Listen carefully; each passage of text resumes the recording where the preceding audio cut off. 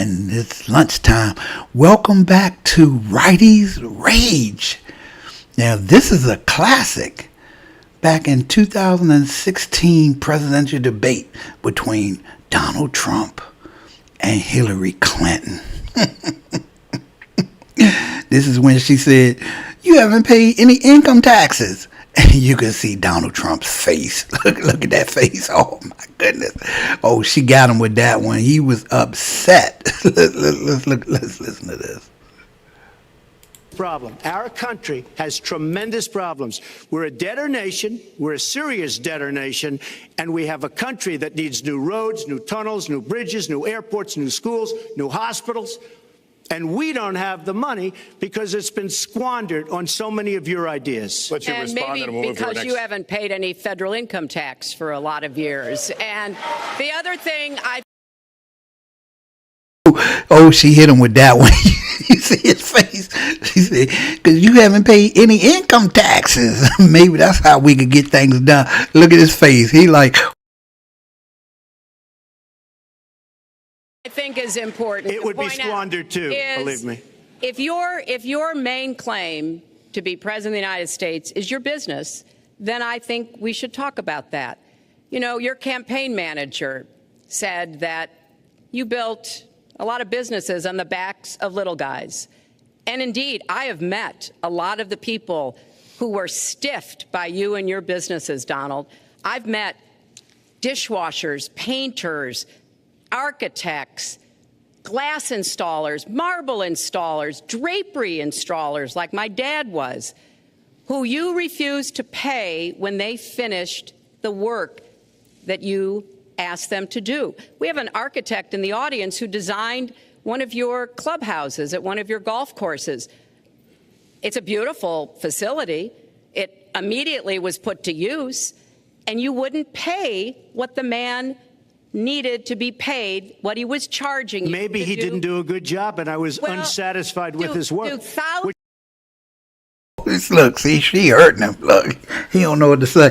Look, if it's like you watch Judge Judy says, if you go to the restaurant and you eat the steak, you have to pay for the steak. Even if you wasn't satisfied, you just don't go back to that restaurant again. He's making excuses saying, well, maybe I wasn't satisfied with the work. Well, how easy is it for someone to build a home or build a clubhouse for you, and then you just say, you know what, I'm not satisfied. I'm not going to pay you. That's not how it works. You pay for what the person did. You're paying for their time. You're paying for their effort and the amount of work that they put into it. You just don't use them again if you're not satisfied. But you don't just stiff them on the bill. So that just shows he's just making excuses. But this is 2016. I know this is an old classic and it's lunchtime. I just wanted to see the righties raised, because the far right doesn't want to bring up anything like this, because Hillary Clinton had him uncomfortable during the whole debate. Which our country should do too. The thousands of people that you have stiffed over the course of your business not deserve some kind of apology from someone who has taken their labor, taken the goods that they produced, and then refused to pay them. I can only say that I'm certainly relieved that my late father never did business with you.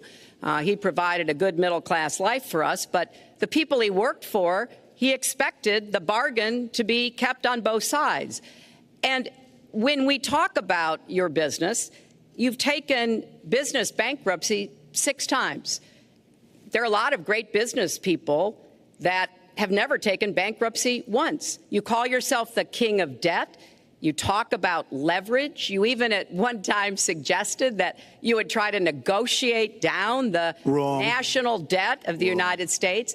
Well, sometimes there's not a direct transfer of skills from business to government, but sometimes what happened in business would be really bad for government. Let's let Mr. And Trump we need to be very clear about that. Look, it's all words. This, even though it was 2016, this is a direct reflection of what's going on now. Like she said, because you did something in business, that does not mean it transfers to government. And that is what we're seeing going on. You're trying to make deals with the deficit when China holds most of our deficit. Now, I understand with the tariffs and everything, and you're trying to get us a fair deal. But again, you haven't been in there for 6 months. Well, no, I think it's 6 months now. I think it's right on 6 months and like 8 days that you've been in the president. You haven't been there in a full year. And you're trying to accomplish everything in the first 6 months that you couldn't do in the 4 years you were in office. And that's why people and bills and prices are still suffering. Hillary Clinton was calling her out on everything. The only thing is people just wasn't ready for Hillary Clinton to be president. I mean, But let's go back to the video. It's all sound bites. I built an unbelievable company, some of the greatest assets anywhere in the world, real estate assets anywhere in the world, beyond the United States, in Europe, lots of different places. It's an unbelievable company. But on occasion, 4 times, we used certain laws that are there. And when Secretary Clinton talks about people that bankruptcy, get paid, first of all, they did get paid a lot, but taking advantage of the laws of the nation. Now, if you want to change the laws, you've been there a long time, change the laws. But I take advantage of the laws of the nation because I'm running a company. My obligation right now is to do well for myself, my family, my employees, for my companies. And that's what I do. But what she doesn't say is the tens of thousands of people that are unbelievably happy and that love me. I'll give you an example. We're just opening up on Pennsylvania Avenue, right next to the White House. So if I don't get there one way, I'm going to get to Pennsylvania Avenue another. But we're opening the old post office. Under budget, ahead of schedule, saved tremendous money. I'm a year ahead of schedule. And that's what this country should be doing. We build roads and they cost 2 and 3 and 4 times what they're supposed to cost. We buy products for our military and they come in at costs that are so far above what they were supposed to be because we don't have people that know what they're doing. When we look at the budget is bad to a large extent because we have people that have no idea as to what to do and how to buy. Now, I don't disagree with him on that. We have let companies decide to take the government for everything it's worth. I mean, if we used to hear those old stories about a wrench in the White House is $1,000 when you could buy the same wrench at like AutoZone for like $12. I mean, I understand when he's talking about them prices. And another thing I want to talk about is it's wild how, see, rich people, they don't have a problem restructuring their company. If they're losing money, they have no problem filing for a bankruptcy or whatever, bankruptcy at code 11 or whatever. They have no issue. The problem is you have people that don't have, that's living from paycheck to paycheck, scraping nickels together, and they'll stress themselves out until hair falls out because they're worried about doing a bankruptcy because they don't want nobody to know. They have to get a car repossessed. Not understanding that the car dealer probably put outrageous fees on your car and you're paying $400 or $500 for a car that's worth about $200 a month. Then you have insurance that we have to pay exorbitant rates for insurance because I have to pay more car insurance because these little nitwits are stealing cars because you have the Kia boys that's breaking into cars and they're stealing cars. So I have to pay car insurance. That's the crazy thing is we're so worried about, credit is for the poor people. They make us jump through all these hoops to have this type of credit score so that we can get this house, we can get this car, we can get into an apartment. Rich people don't care about that because they can afford to pay. They say some of the rich people have the worstest credit in the world, but you wouldn't know because they luckily have the money where they could just pay the bill off. They'll forget that they had a bill coming up. They're not worried about it. But us poor, the ones that's living paycheck to paycheck, we have to worry about credit. We have to worry about seeing the things. If you didn't pay, then your credit score is going to go down. Oh, your credit score is low. Oh, you can't get a cell phone. Oh, Apple's not going to let you get a cell phone because your credit score is low. Poor people have to worry about credit. The rich people don't. We need to stop stigmatizing people. If you can't afford something, if your bills are beyond your means, file for bankruptcy. Who gives a damn? You don't have to tell anybody. You don't have to feel any shame. You have credit cards. You have $28 minimum payment. Your $20 interest. That means $8 is going to the credit card. If you look it up, it say when you pay this credit card off, the credit card will be paid off in like 2036. You're like, what the hell? If the whole $28 went toward the credit card, you would be making a dent in it. But they don't even allow you to make a dent in it. So why should you feel bad if you have to do bankruptcy? Donald Trump has had to do several bankruptcies. You think he gave a goddamn? No, he don't give a damn. You see in the interview, he says that's the laws of the nation. If I'm going by the laws of the nation, and if you can do a bankruptcy, then why can't I do a bankruptcy? It's in our laws. If you can't afford your bills, then you can't afford your bills. Do that bankruptcy. Give a hell. The credit card company's not looking at you, because if the credit card companies cared, they would know. If you're making minimum payments every month, then they know you don't have the money to pay the bill off. So why not say, okay, after you've done the minimum payment for 3 months and the interest is $20 and your credit card payment is $28, they obviously don't have the money. After you've done the 3 months, that's $60 that you've paid into the interest. But you've only gave them $24 that you've actually paid on your credit card. And you trying to tell me that they can't stop that? They can't close them fees? They can't say, you know what, we're going to let the next couple of payments go directly to your credit card. No, they'll keep milking your ass. Before you know it, you've paid $1,000 in interest fees, and you've only paid, let me see, what's it, 12, what's that, 72? You paid, no, 96. You've paid $96 on your credit card for the year. So that's ridiculous. But this, like I said, this is what Hillary Clinton had him upset. He was pissed off because, like she said, he's talking about squandering money, and then she's talking about the rich people not paying taxes on their money. The Trump International is way under budget and way ahead of schedule, and we should be able to do that for our country. Well, we're well behind schedule, so I want to move to our next segment. We move into our next segment talking about America's direction, and let's start by talking about race. The share of Americans who say race relations are bad in this country is the highest it's been in decades, much of it amplified by shootings of African Americans by police, as we've seen recently in Charlotte and Tulsa. Race has been a big issue in this campaign, and one of you is going to have to bridge a very wide and bitter gap. So how do you heal the divide? Secretary Clinton, you get 2 minutes on this. Well, you're right. Race remains a significant challenge in our country.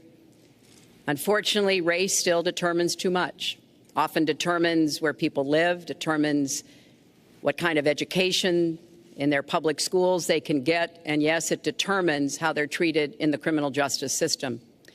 We've just seen those two tragic examples in both Tulsa. That's a current answer. And we've got to do several things at the same time. We have to restore trust between communities and the police. We have to work to make sure that our police are using the best training, the best techniques, that they're well prepared to use force only when necessary. And this is one of the reasons why Hillary Clinton lost. Because if you're talking to black people, and she probably doesn't know because she's Caucasian, you don't put police and force in the same sentence. I don't care how you try to make it seem. I don't care if you say, well, we want to train the police so that they use less force. No, we hear police and force. That's what we hear. And that's one of the things that made her lose the race. Everyone should be respected by the law, and everyone should respect the law. Right now, that's not the case in a lot of our neighborhoods. So I have, ever since the first day of my campaign, called for criminal justice reform. I've laid out a platform that I think would begin to remedy some of the problems we have in the criminal justice system.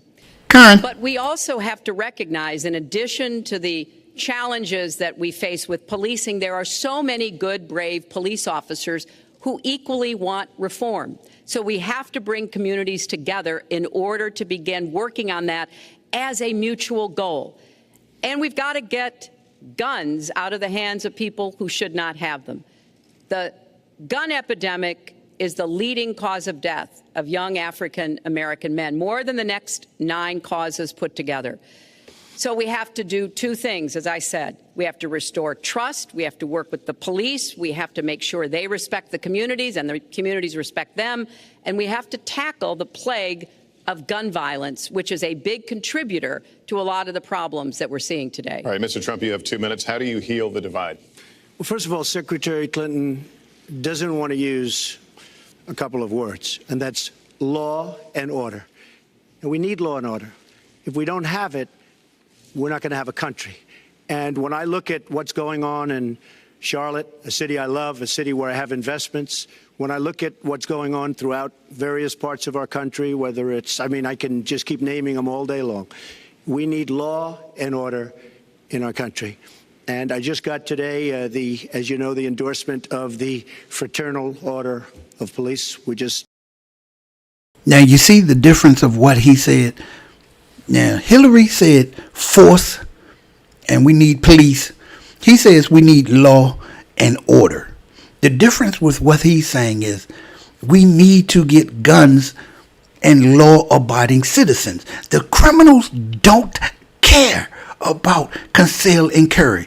The criminals don't care about having to pay for a class to be able to buy a gun. They cost just as much as a gun. They just go straight to the middleman and buy the gun. But law-abiding citizens, we have to jump through all types of hoops. Now, I'm going to say something right now there's going to be a lot of people probably are not going to like what I'm about to say. When there's only 6 people here, so everybody's not going to hit anyway. We need to give everyone over the age of 21 a gun. Everyone should be allowed to have a gun. Crime will drop if everyone is able to carry a gun. Just like if you're able to buy alcohol.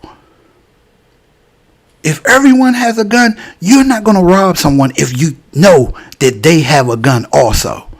And if 2 people are still deciding to shoot each other, those 2 are idiots anyway. We don't need them. So who are we saving? The law-abiding citizens are going to do what's right. The criminals are still going to do what criminals do. But if everyone has a fair chance, but again, it's a borderline, it's an underline, how do you say it? Underlining to this situation because they know that a lot of people cannot afford a conceal and carry, or what they call CCW class, which is $350. When you can buy a brand new gun for $200. Now, there's no way you're going to spend $350, sit 16 hours in a class. Now, it does make sense on the books. It does look good to be able to take the class and know how to aim and everything. But again, you can't afford that weapon. And criminals are not doing that. Criminals are not sitting in a class. Criminals don't have to pay $150 for a handgun qualification license. They don't have to pay $50 to the sheriff's office. I believe once you go to the sheriff's office and you do your fingerprints, you should be allowed to receive a gun. That's what I believe. And I believe there should be strict laws for guns for people that don't put their guns in safe deposit boxes and allow their kids to get to their weapon. You're not supposed to let your kids drive your car. You're not supposed to let your kids drink alcohol. You're definitely not supposed to let your kids get to your weapon. It's common goddamn sense.